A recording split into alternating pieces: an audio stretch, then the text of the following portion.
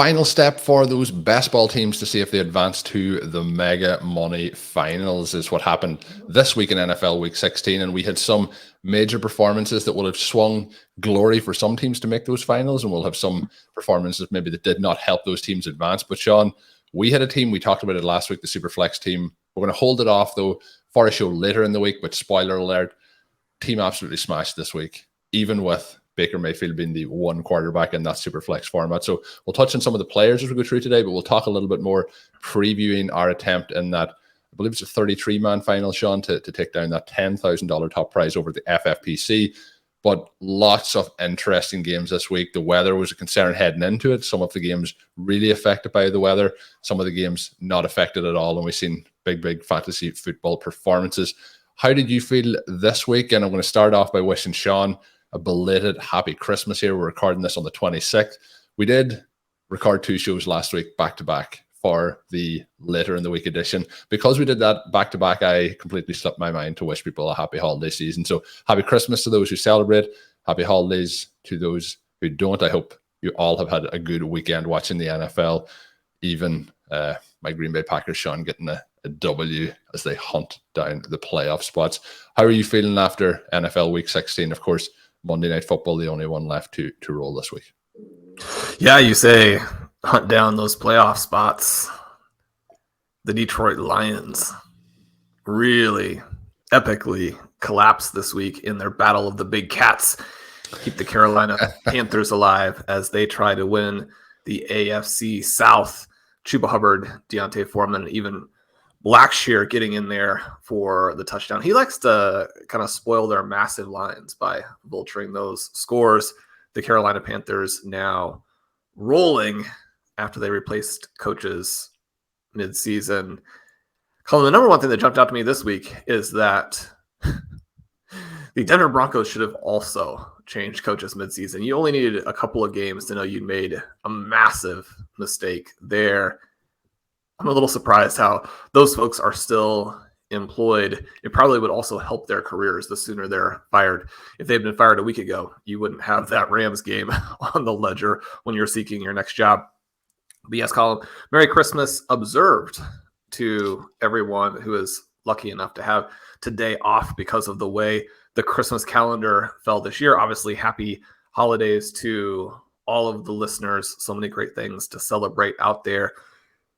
Colm, we got football on Christmas Eve, football on Christmas. You had Thursday, you've got Monday night. It's just wall-to-wall NFL. And the mix was interesting this week because we had some games where teams appeared to be playing on the surface of some ice planet. And you have these other games in the nice, beautiful domes where teams have decided to invest in a playing atmosphere in which you can play actual football. And you get some shootouts. You get massive scores from players on the Minnesota Vikings, on the Philadelphia Eagles. Those teams pushing, obviously, many fantasy managers to the finals. This was fantasy semifinal week. If you get through this week, then you have a chance to take down your championship. As you mentioned, you have best ball and so many cool developments there. We'll get to some of those a little bit later in the week, but Connor O'Driscoll has a couple teams into the regular best ball finals as he tries to go back to back. Yeah, this was fun. I mean, it was hard, I think, if you had a Jalen Hurts team this week, and especially if you weren't able to add Minshew. Minshew goes out and actually puts together a performance that's going to give you fairly similar points. But one of the things that kind of played out is just you have this injury gauntlet throughout the course of the season. Guys continue to go down. Even in this most recent weekend, some sort of niche players who might have really been doing something for you. You and I were fortunate enough that we didn't need Christian Watson's points when it looked like he might put up a 20, 25-point game. He goes out at halftime. Monty Fawn and I are battling in a dynasty league where we really needed him to play a full game. But the quarterback situation, I think, is so exaggerated because you have guys like Lamar Jackson. You have guys like Kyler Murray. I mean, Kyler goes down relatively close to the end when his team was starting to get healthy. You might have been able to make a real push with him. Obviously, Lamar Jackson has been injured in the back end of multiple seasons now, obviously taking all of those fantasy managers out, or most of them. But the main two guys, Josh Allen, Patrick Mahomes, they get through. They don't have huge games, but because each of them score a rushing touchdown late, they're able to put together overall performances that are still in the general universe, let's say, of their normal scoring. Some other guys did put up some performances this week, but it's the scoring from the top QBs really combined with all of the injuries. If you don't have all of those injuries, then there are actually quite a few paths for an individual guy to outperform, to take some of his receivers with him, or to use his legs, have that Konami code upside, put all the points together, and then you have a little bit more balanced scoring over the course of the season and have more guys who could be weapons at the end. Unfortunately, injuries have robbed us of that. That will be a big story over the offseason. But Colm, kind of jumping in with the big headline game of the week, the Philadelphia Eagles, the Dallas Cowboys. This is one of the best games you'll ever see. A lot of back and forth. Ceedee Lamb, I think, really finally cements himself in that top echelon of wide receivers. We've talked about his inconsistency, and the inconsistency isn't an issue specifically because of inconsistency. Inconsistency is an issue because those duds lower your overall yearly score. So you're talking about annual scoring, right? Yeah. But he has a huge game here. Dak Prescott leads his team back from the brink multiple times. Gardner Minshew, a fantastic game, and we continue now to see the rise of DeVonta Smith. He's someone that we drafted on a lot of teams, also obviously have plenty of exposure to A.J. Brown. It's a tricky situation when you have a team that can be run heavy and you have a run-oriented QB, but this Eagles offense has created so many points that's working out.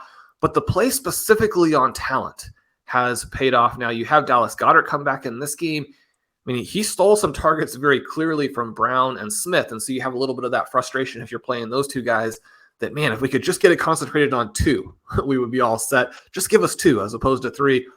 But in the end, I mean, A.J. Brown doesn't give you the type of game that you needed to win tournaments and maybe to get through, but still an excellent performance from him. DeVonta Smith, I mean, he looks now sort of like he looked during his Heisman season. These Philadelphia Eagles, even in the loss, so many weapons. Yeah, and you even mentioned Goddard being in there. I actually think having him in there potentially in some of these games, it might lessen the overall target share for Smith and Brown. But the one thing that he does is he is a terrific tight end that has to be accounted for by the defense, which is likely going to change some of the coverages against the other two guys who you just cannot cover. And DeVonta Smith has looked fantastic, and when he gets the targets, I think he's going to look fantastic. But some of the plays he made this week with his 8 for 113 yards, 2 touchdown performance was excellent. And you mentioned Brown, still going to get you 16 points in PPR formats. But again, I thought he looked really good. And this team with Gardner Minshew at quarterback continued to look as good as they have. But they came up against the Dallas Cowboys team in this game, which just blow for blow, I think was the phrase you mentioned there. But this was a game that was 17-20 at the half, and they just both teams continued to pour it on. There was multiple times where it looked like the Eagles were going to jump ahead. The Cowboys come back into it. And Ceedee Lamb, Shawn, you mentioned, he is now on pace through the opening portion of his career. The way is now led by Justin Jefferson, and we've seen some fantastic players through their first 50 NFL games. But if he has, I think it's around about 270 yards over the next 2 games, which is obviously a huge side, but he could potentially get into the top 5 all time through his opening 50 games here at the pace that he has set in terms of receiving yards. So it has been up and down at times for him, but I also think things like play calling has not really gone his way. He hasn't got the share of targets he probably deserved when it was him and Amari Cooper there, but looked really good here, 120 yards in those 10 receptions and 2 touchdowns. And actually outshines DeVonta Smith, who probably is going to get a lot more of the talk here based on the expectations heading into the season between those two players, and the feeling that Lamb may have slightly disappointed on what people were expecting from him. But overall, fantastic game. Both teams, there's some of these games, Shawn, when they start, particularly in the Dome, and you're hoping in that first quarter we see 1 or 2 touchdowns, and it kind of lights the touch paper, and we're off with the score. And there's other games then where you see, it's 3-0 at the end of the first quarter, and you're like, well, this isn't living up to the expectations. But 74 points there. The other thing you mentioned was the weather conditions. It's amazing that if a team invests in the Dome, it actually leads to a better quality product on the field, which probably in the long run is going to help the NFL here as the point scoring and things like that. People will want to watch more of those games. The other ones that you mentioned that weren't expecting the point scoring maybe heading into it, but the Detroit Lions did slip up this week. They lose 37-23. The Denver Broncos, you mentioned, got absolutely shellacked by the Rams in a 51-14 blowout in that one. But the reason I want to mention these games is you mentioned Foreman and Hubbard, Shawn. This was a game where 43 rush attempts for the Carolina Panthers, 320 yards on the ground, and 3 touchdowns combined. 2 of those touchdowns will go into Blackshear and to Sam Darnold, but Hubbard and Dante Foreman both going over 120 yards, 165 yards, and a touchdown for Foreman in this one. The other side then is Cam Akers gets 118 yards, 3 touchdowns on 23 carries. When we're looking ahead, and the Cam Akers situation is a weird one because the team really wanted no part of him, it felt like at one point of the season, and now he's gone on to have this huge performance and something that's not really going to matter in the long term for the Rams. But I mentioned those 3 running backs.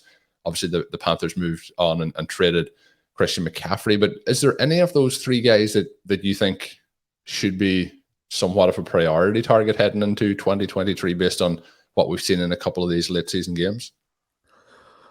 Well, you mentioned the Panthers there and the finals, but in the first 3 or 4 carries for both Hubbard and Foreman, you're getting to 70 yards because the blocking here just absolutely sliced through.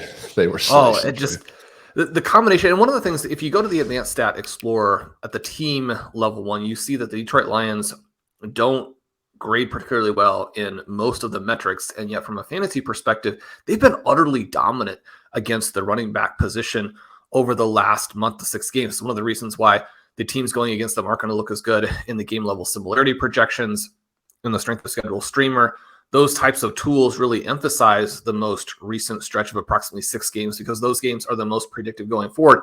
Partly what's happened here is a little bit of touchdown luck for the Lions on the defensive side. Part of it is that teams can pass and move the ball through the air so easily against them that they don't have to run the ball. And then part of it is that their run defense had actually improved some. So you look at those 3 things. Well, the Carolina Panthers are a very different team. You have Sam Darnold. You're not going to be able to pass the ball effectively, at least not at a volume level. He was successful in this game. He did the things that he can do. He showed his mobility as well, scores a rushing touchdown. He got the ball to DJ Moore. This is actually now turning into a decent little end of the season for Moore. Again, not something that's going to redeem what happened through most of the year, but enough to pull you back in for the 2023 season. We'll just see when you thought you were out. Just when you thought you were out. Yeah, I mean, DJ Moore looks absolutely fantastic. This is a great game all around, but the blocking from this Carolina Panthers line and then the vision and the burst. And one of the things that we constantly mention on the show, not because it's going to make them superstars and not because you're going to get this kind of performance all the time, especially when you're in a timeshare in a bad offense, but Hubbard and Foreman, 2 of the most explosive backs in the NFL, 2 guys who, because of their paths and not being consistently good throughout, I mean, the guys who are consistently good from their freshman year in college all the way through into the NFL and don't have these big stumbles, they end up being more expensive. They end up being starters. You don't have a lot of questions about them. Hubbard and Foreman, you have those questions because of the downturns that they've taken throughout the course of their career. Hubbard's somebody who had a big chance last year when Christian McCaffrey was down, wasn't able to take advantage of it. But then if you look at his numbers in the Advanced Stat Explorer this year, you see him making these huge jumps in terms of before contact results. You and I talk about that some because the before contact should be given a lot more credit to the runners than usually is. You have the forced missed tackles element, you have the vision element, and you have the long speed element. Because part of what you're getting with the yards before contact will be the long plays where a guy was able to get through the hole, but then have the speed to take it distance. We saw that from both backs here. Foreman, a guy who had all kinds of problems, both from a personality perspective and from an injury perspective that limited him. But when he came out of college, he graded unbelievably well. And you can see both of those guys playing at that level now. I think that you have to be excited about it. And it seems like Hubbard especially probably has a route to a real role in a solid offense next season to where, I mean, maybe he could be that league winner where people have questions about what's the volume going to be, how good is the offense going to be, maybe a late dead zone back. It depends on how it works out. There's still plenty of paths where he'll be a 16th, 17th round pick next year. But I think that he's very exciting. And then you mentioned Cam Akers. And I think this is a good story, right? Because there aren't that many times, as you mentioned, where a player appears to be firmly on the outs. His team is so down on him that they're basically saying, anybody take him off our hands. I really thought it would have made sense for the Kansas City Chiefs to go out and get him. A handful of other teams, obviously. I mean, you're the Houston Texans. What did you have to lose? I mean, the Texans win this week against Tennessee, but you have holes everywhere. I mean, Dameon Pierce can't be the only thing that you put together for your entire team going into 2023, right? Get yourself some depth and go out there, put up some points. You can trade one of these guys later on if it works out. I think that taking the risk there would have made sense for some teams, especially before the injury and before all of the stuff that kind of came up that is probably personality conflict types of things. I mean, you go in and you look, again, in the team advanced stats explorer, and you see that the blocking for the Rams has been excruciatingly bad. Now, a little bit of that's going to reflect back on the running back, because the running back makes the blockers either look good or bad by how well he reads the blocks, how quickly he hits the line. When there are holes, do you make a big run out of it? When there aren't holes, do you make a first guy miss? And so that the blocker who messed up doesn't get a huge amount of the blame there. This is a symbiotic relationship, right? And the running back can make the blockers look a lot worse. One of the things I always thought was interesting, you would have these stretches for Kansas City where Jamal Charles was out and suddenly the blockers get rated as being mediocre to absolutely poor. When he's in there, they rate as a top 5 blocking unit. It's like, yeah, I mean, one guy is unbelievable at making what his blockers do well, because you're going to have strengths and weaknesses. And I'm not saying that there aren't real differences in blocking units. There are. It's one of the reasons why the Rams backs have struggled.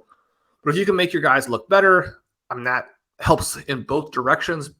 But it also is the case where the blocking hasn't been great. I mean, he's letting Sean McVay know, not necessarily directly, but just, I may have terrible numbers before contact, after contact, all of these kinds of things. If I'm encountering multiple defensive penetrations in the backfield on most of my carries, I'm not going to look good, coach. I mean, people don't want to hear that though, right?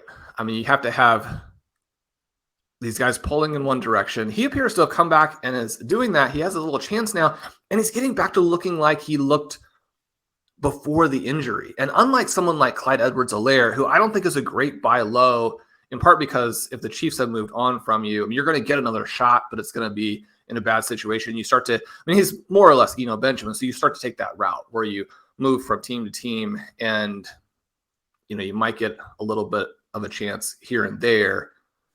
But Akers has been good in multiple different time frames. He was a better prospect coming in. It's a solid prospect, not an elite prospect, but a good one. He's someone now who is interesting. And it never really worked in my particular leagues to buy him when he was low, but that was something that we talked about on the site from time to time, which is that, I mean, don't go out and get like 100% exposure to Cam Akers, but you want to be buying when you can. Wouldn't say that window has closed, because you score against the Denver Broncos team with Baker Mayfield at quarterback. I mean, this is going to be just a complete throw it out game for most people, and for good reason. And yet, I mean, Akers is someone that I think you do want to have exposure to in the future. We're going to move into our win bet segment of today's show, Sean. It is going to be bounce back related, and I think it's going to be a fun question. 2 players we haven't talked a huge amount about on the show this season, so I'm looking forward to getting your thoughts on that. But you can sign up today to receive a special sports offer. Bet $100 to win $100. Download the WinBet app now or visit wynnbet.com to start winning. Sean, it's going to be pairing these 2 games together. We have the Rams is going to be one of the subjects here. The other one is going to be the San Francisco 49ers. But we get the Washington Commanders losing. They're 7-1 now on the season. The 49ers continue to look fantastic on defense, and they're getting the job done on offense. Brock Purdy continues to keep things moving here in this game. My question, Sean, the bounce back one, let's get to that first. George Kittle has 6 for 120 and 2 touchdowns in this game. Over the last 2 games, he's gone 6 of 8 targets for 120 and 2 touchdowns. Before that, he had 4 receptions, 93 yards and 2 touchdowns. We didn't see a huge amount of George Kittle throughout the opening kind of 13, 14 weeks of the season, but is it a case that he's been sparked into life by the quarterback change? Is there any other reason for it? The other part I was going to ask is Tyler Higbee, again, was that said Mr. Irrelevant. He may have actually been Mr. Irrelevant for a huge part of the season. There was expectations coming into the year, but he's finishing it off strong. He eventually got in the end zone last week. but he goes 9 for 94 and 2 touchdowns in this one. Both of those guys were kind of in the top 10 tight ends coming into the season. Kittle up there in the top 5 to 6. Has this late season surge? This is always the interesting part for me with the late season kind of bounce backs or surges, and how then we, rank that and decide with drafting in 2023 how to bracket all that. What's your thoughts on those tight ends? Who is truly bouncing back and who is a mirage here? Well, George Kittle is not a mirage.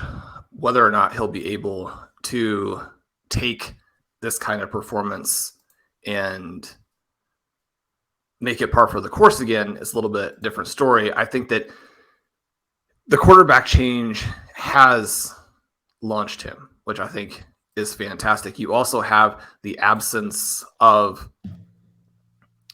Deebo Samuel. So you're opening up a few targets. In a lot of these situations where we see a guy be down for a long stretch and then go off, some of it is just that a player of George Kittle's level is going to eventually have that. And yet when you jump into his numbers in the stealing signals tool, for example, there wasn't a lot there to suggest, okay, this is a fantastic buy low. It's a little bit more that actually the situation has changed significantly enough that, yeah, you're going to have more scoring, but it's not going to get back to that level. One of the things that I mentioned in last week's article is that you have this stretch from 2018 to 2019 where Kittle averages 18.9 tight end premium points per game. So you're getting 19 points per game in tight end premium leagues. That was just below Travis Kelce, who was at 20.4. That's still a meaningful gap, but those guys are up at the top.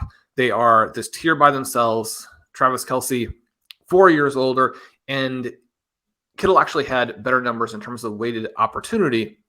Now, we know that the 49ers versus the Chiefs are not going to be two teams where that metric is particularly useful, because on the one side, you have Patrick Mahomes and this very large pie. On the 49ers side, you have this revolving door of quarterbacks and a much smaller pie most of the time. Well, so you have things going in Kittle's favor, and yet it's not a surprise that Kelce would stay ahead of him. What was a surprise is that over the next 3 years, Kelce has gapped him by almost 6 points per game, again in that tight end premium scoring. You've got the target depth falling when we look at this year. You've got then, as a result, some of the yards after contact numbers or yards after the catch numbers falling. These last couple of weeks, though, he's looked like himself. He's looked like this guy who's basically Travis Kelce with speed.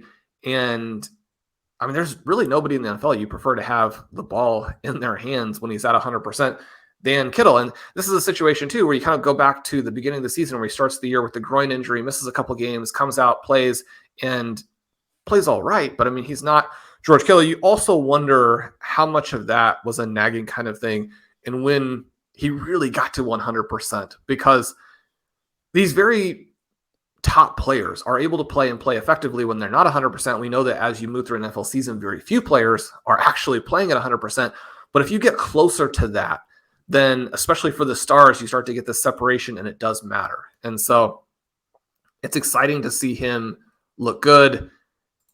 As you mentioned, Brock Purdy not doing anything astonishing. He doesn't have what you might call a fantastic game in this one. And yet, even with that, he averages over 10 yards per attempt. He throws a couple of touchdowns. They have some other plays they could have potentially made. He's doing without Deebo Samuel.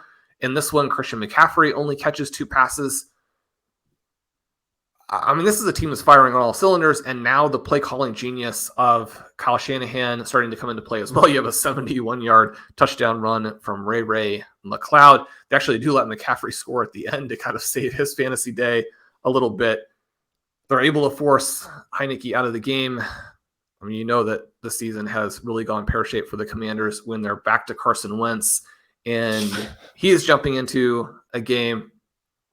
This creates an interesting situation, too, for the NFC playoffs. If we pull up the 538 playoff projection tool, you're now seeing a bunch of teams in competition for this last spot, with the Giants losing on the 61-yard field goal to the Vikings. They've dropped to 8-6-1. The Lions lose to the Panthers. They go back below 500. The Commanders losing are back exactly to 500 with that tie where they're 7-7-1. You have the Seahawks still holding in there with their loss, go to 7-8. Their schedule finally opens up a bit, although if they don't actually get Mike White next week, then the Jets game becomes more difficult. They have the Rams in week 18, which, 48 hours ago might have looked like a very soft game. Now I think you have to contend again with Sean McVay, and what a fantastic coach he is. They're starting to get a little more cohesive, even though they don't have any real talent there. A team that's kind of ready to play, I think, is going to take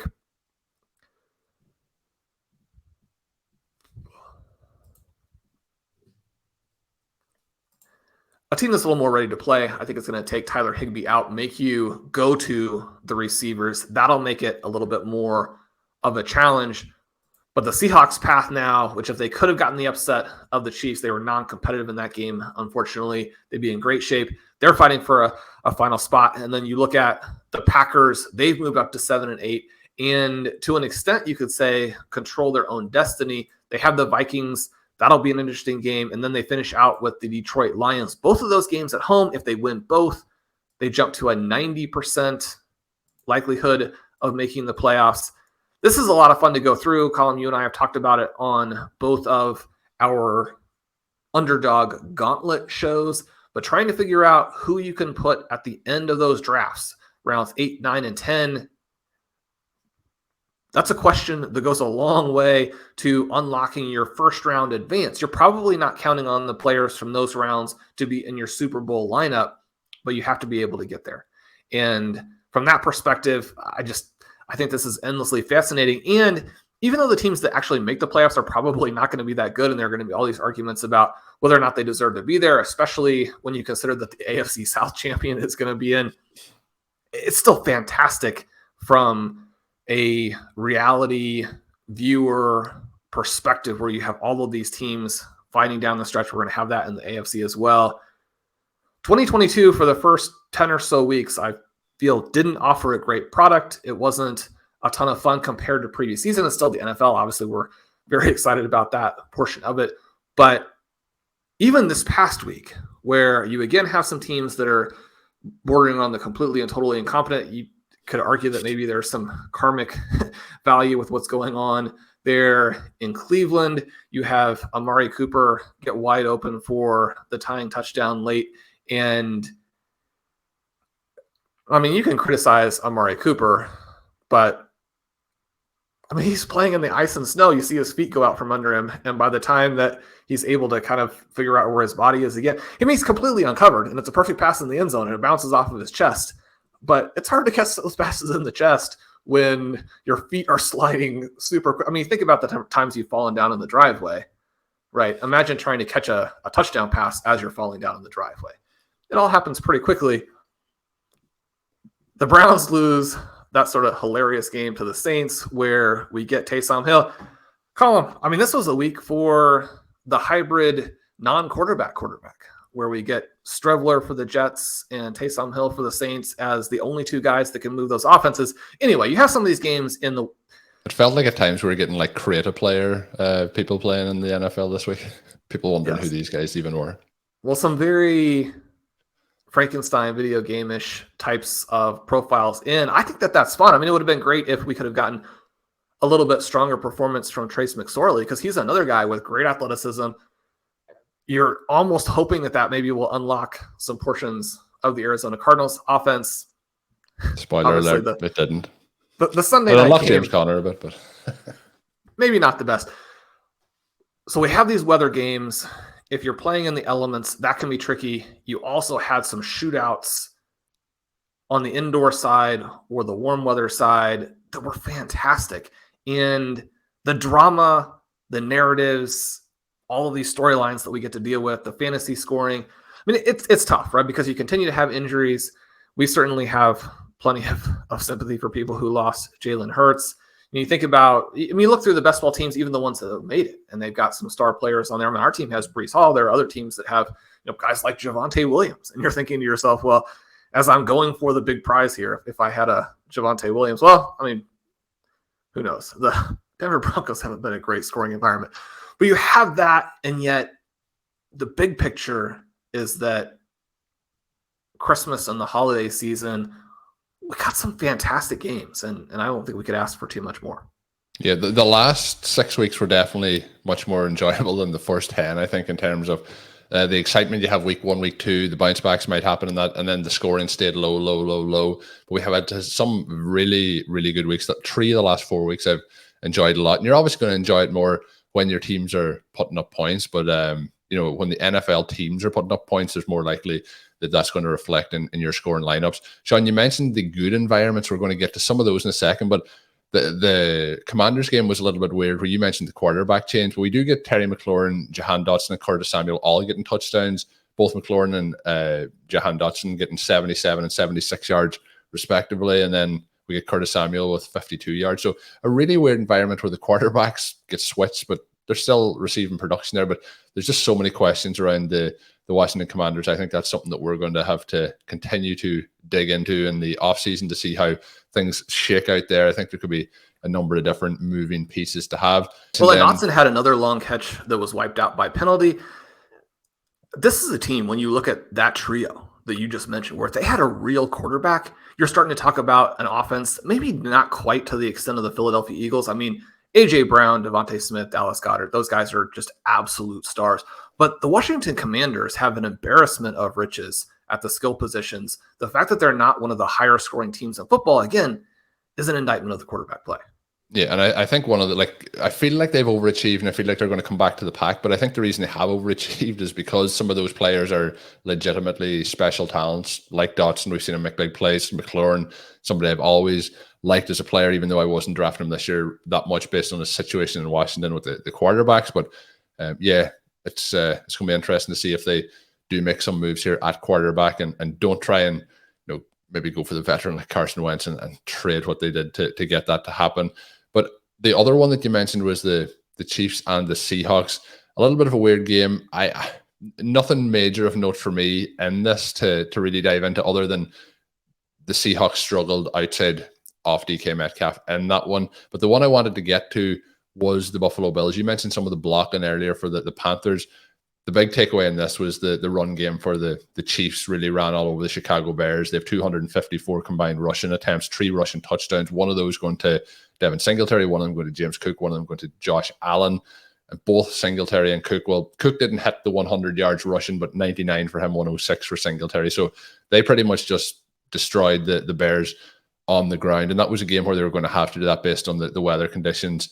119 yards passing for Justin Fields, 172 yards for Josh Allen. So a tough fantasy scoring day there in general outside of the running back position.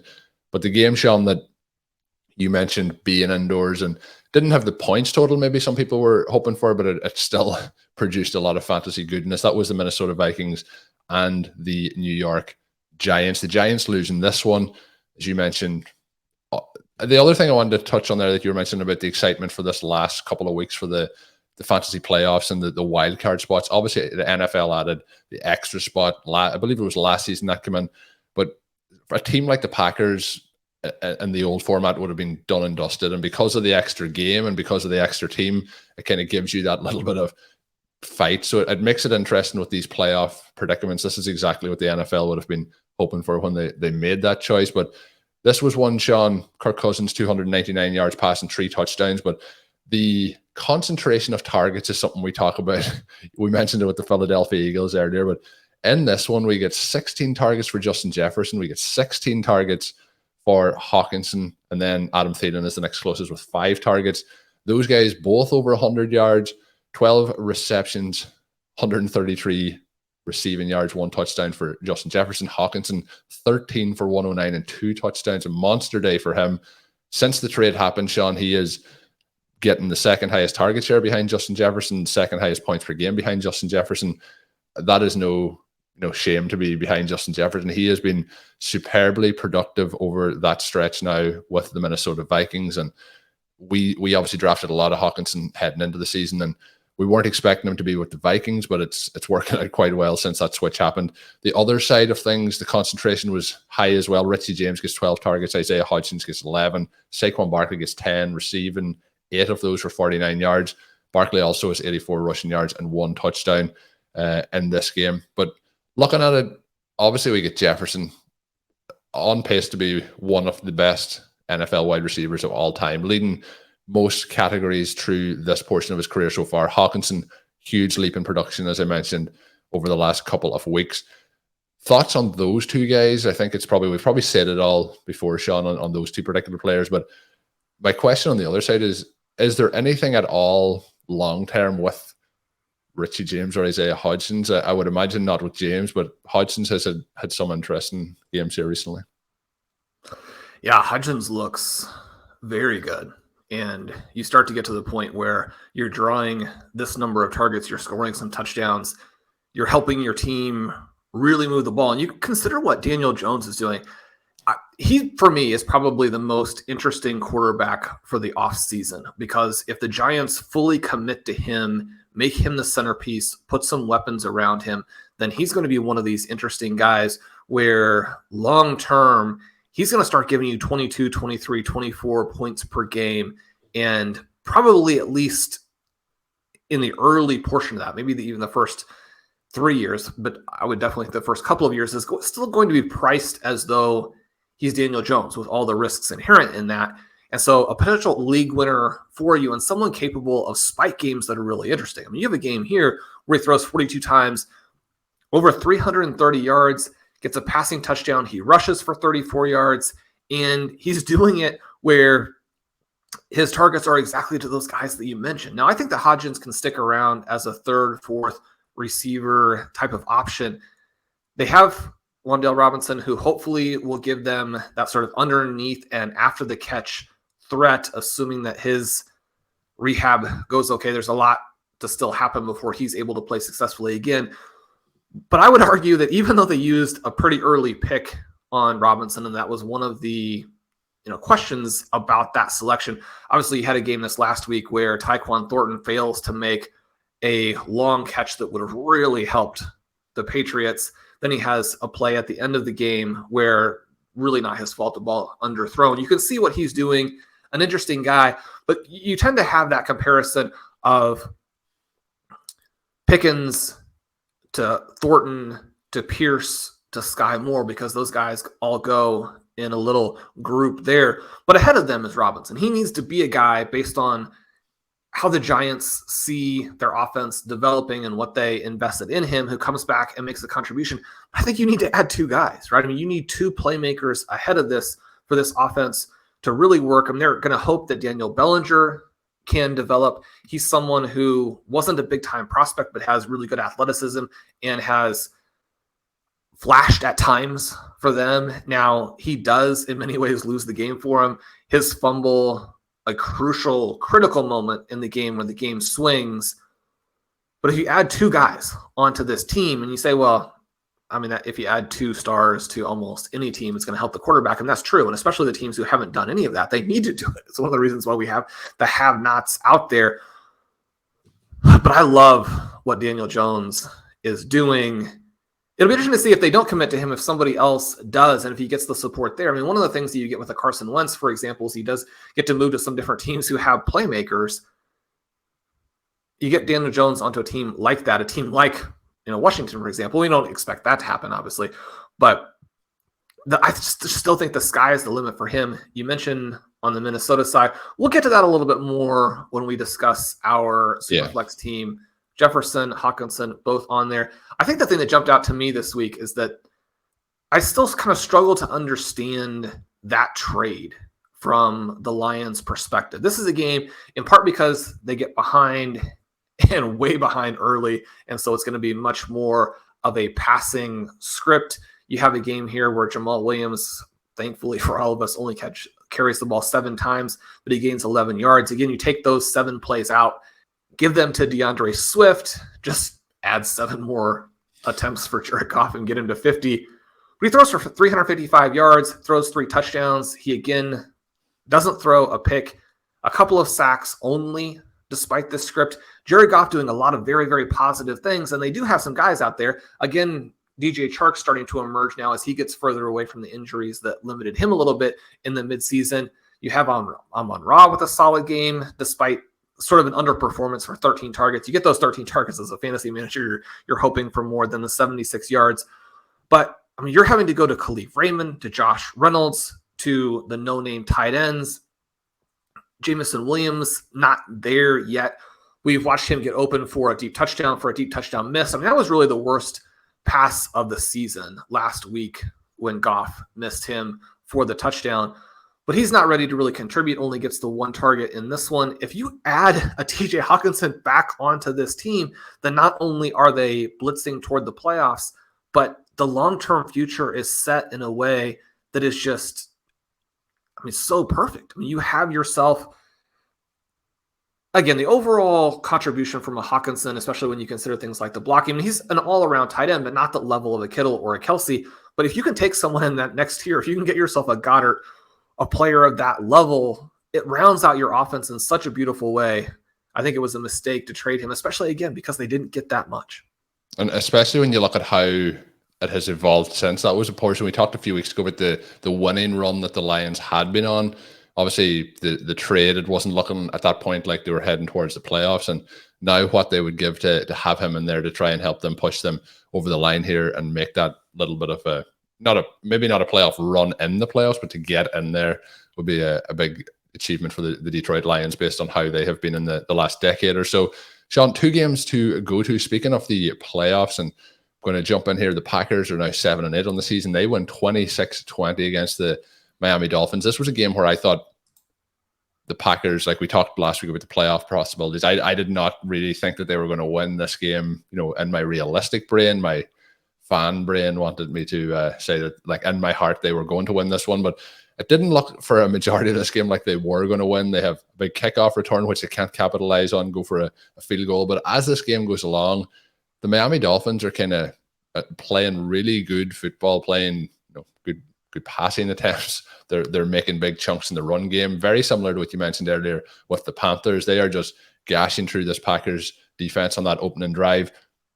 It gets to a situation here where I believe it was 12 pass attempts maybe that Tua had, but at that point he had over 200 yards. He was cruising in this game. They were cruising.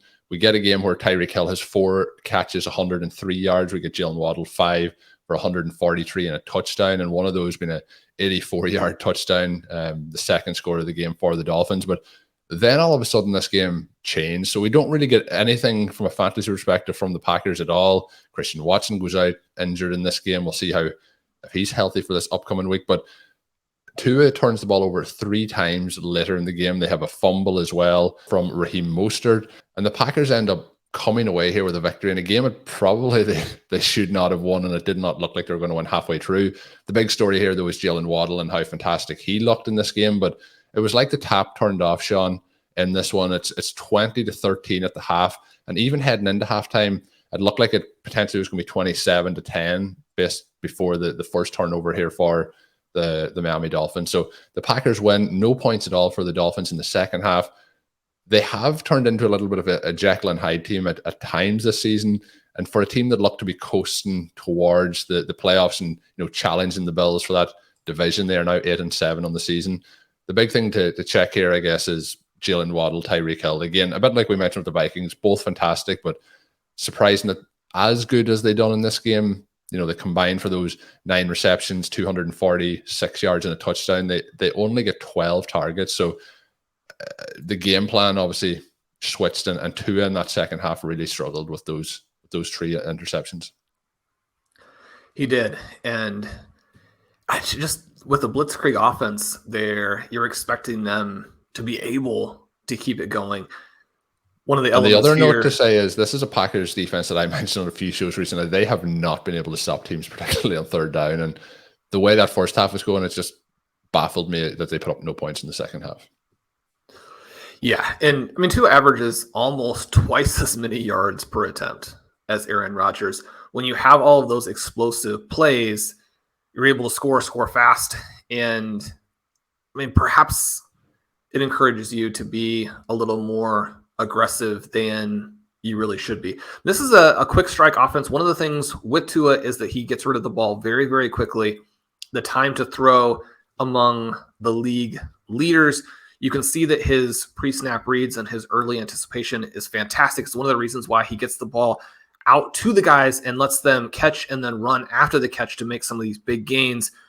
I mean, you have a game here where Waddle and Tyreek Hill, they both average over 25 yards per reception. Some of the downside of that is if you make that early decision, you release the ball almost as the play is snapped. If you make a mistake, there's not that much you can do about it. You're not waiting for guys to come open.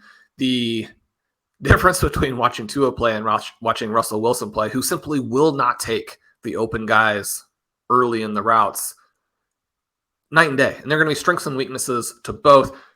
The Dolphins now are going through a time period where defenses have adjusted to what they want to do. You're even talking about halftime adjustments in this one, where they're able to take away these guys with some of the elite secondary players that the Green Bay Packers do field. Long term, this is still going to just be an avalanche of fantasy points for the Dolphins. You look to the future where Tua is going to be next year or Waddle's going to be. Now that he is a little bit more removed again from the leg injury, we see the electric ability from him. Catches 5 of his 6 targets. The only one doesn't catch again is that sort of a contested catch play where he doesn't come down with it. He struggled with that all season, and yet one of the reasons to be aware of that type of thing but not overemphasize it is you have to understand the profile of the player. Jalen Waddle, I mean, you can say, well, if he could make contested catches, he'd be up there with Justin Jefferson, and you'd have a 25-point-per-game guy.